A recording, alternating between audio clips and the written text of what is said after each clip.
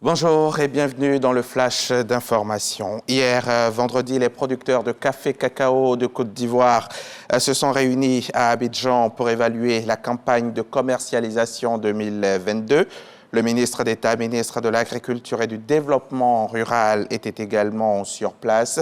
Occasion pour lui de réaffirmer la volonté du gouvernement d'œuvrer sans cesse à l'amélioration du bien-être des paysans. Et Kobenan Kwasi Adjoumani a insisté sur la transformation locale du cacao. On y reviendra dans le 13h avec Lanciné Bakayoko. Le district autonome d'Abidjan, à travers l'Institut de l'économie circulaire et l'Organisation des Nations Unies pour l'alimentation et l'agriculture, met en œuvre l'initiative Ville verte, un projet pour lutter contre le dérèglement climatique, financé à hauteur de 91 millions de francs CFA par la FAO. L'initiative Ville verte vise à garantir l'accès à un environnement et une alimentation saine. Reportage David Soyo et Jean-Marc Djedji. Inondations, glissement de terrain, désertification, réduction de surface cultivable et des vagues de chaleur. Voici quelques impacts du dérèglement climatique. Face à ces dangers, le gouvernement multiplie les actions. L'une d'elles est l'initiative Ville verte, un projet suscité par le district autonome d'Abidjan, financé à hauteur de 91 millions de francs CFA et mis en œuvre par l'Organisation des Nations Unies pour l'alimentation et l'agriculture, FAO. Ce projet vise à garantir l'accès à un environnement sain et à une alimentation saine. Il s'articule autour de 3 points essentiels. Le pilier concernant l'agriculture urbaine et périurbaine, donc les productions que nous pouvons faire sur nos balcons, au niveau des terrains abandonnés, etc. Et le deuxième pilier, ça concerne le système alimentaire urbain.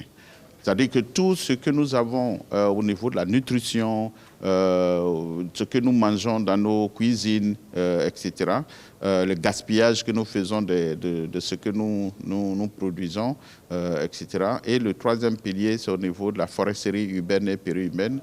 Ça veut dire quoi? Ça veut dire comment nous allons planter. Si chacun devait planter 1 ou 2 arbres dans sa cour, à Abidjan et dans les autres villes, nous allons contribuer à la réduction des effets de l'impact du changement climatique.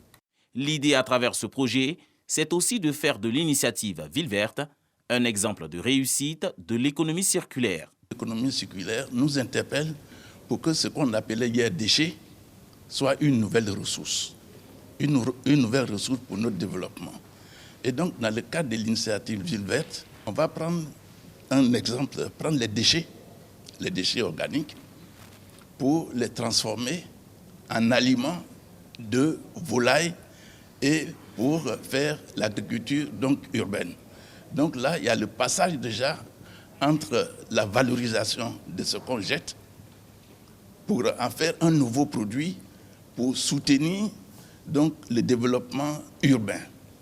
L'initiative Ville verte sera lancée à partir du mois de février 2023 et son opérationnalisation démarrera dans les villes du district autonome d'Abidjan avant de s'étendre sur les localités de l'intérieur du pays. Ce projet se veut également une réponse efficace à l'atteinte de la sécurité alimentaire. À l'échelle mondiale, le cancer du col de l'utérus est le 4e cancer le plus fréquent chez les femmes, avec environ 604 000 nouveaux cas en 2020. Sur les quelques 342 000 décès dus au cancer du col de l'utérus en 2020, environ 90% surviennent dans les pays à revenus faibles ou intermédiaires. Le concours de tout le monde est donc souhaité pour lutter efficacement contre ce cancer. Et la coalition des organisations de lutte contre le cancer en Côte d'Ivoire vient d'organiser un atelier de lutte contre le cancer du col de l'utérus, un atelier auquel a pu assister Evelyne Yobo et Didier Nguesson, et nous en parlerons tout à l'heure dans le 13h. La sélection marocaine censée prendre part au CHAN 2023 se trouvait hier vendredi au matin à l'aéroport de Rabat Salé pour se rendre en Algérie, attendant le feu vert d'Alger pour le décollage.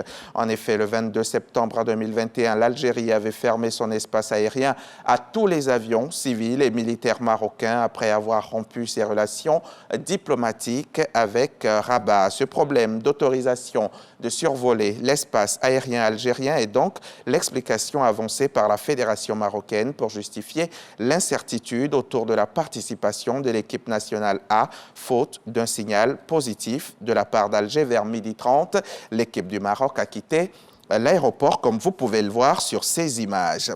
Près d'une semaine après la tentative d'insurrection à Brasilia, les taux se resserrent autour de Jair Bolsonaro. Le parquet demande une enquête sur le rôle de l'ancien président, considéré comme le mentor de l'opération, et souhaite identifier l'origine des actes antidémocratiques qui ont débouché sur des épisodes de vandalisme et de violence à Brasilia. C'est la première fois que Jair Bolsonaro, battu à la présidentielle d'octobre par Lula, est formellement cité dans cette affaire. Il n'a jamais reconnu officiellement sa défaite et les procureurs le soupçonnent d'avoir été le mentor intellectuel de l'assaut contre les lieux de pouvoir.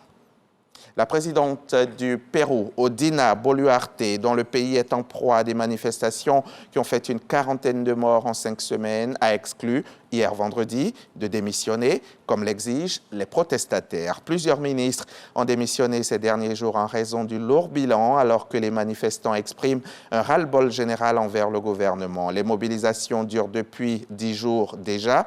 Les protestations ont éclaté après la destitution et l'arrestation le 7 décembre du président de gauche Pedro Castillo, accusé d'avoir tenté de perpétrer un coup d'État en voulant dissoudre le Parlement qui s'apprêtait à le chasser du pouvoir. La présidente exclut donc de démissionner. Voilà pour le flash. À 13h, c'est le journal.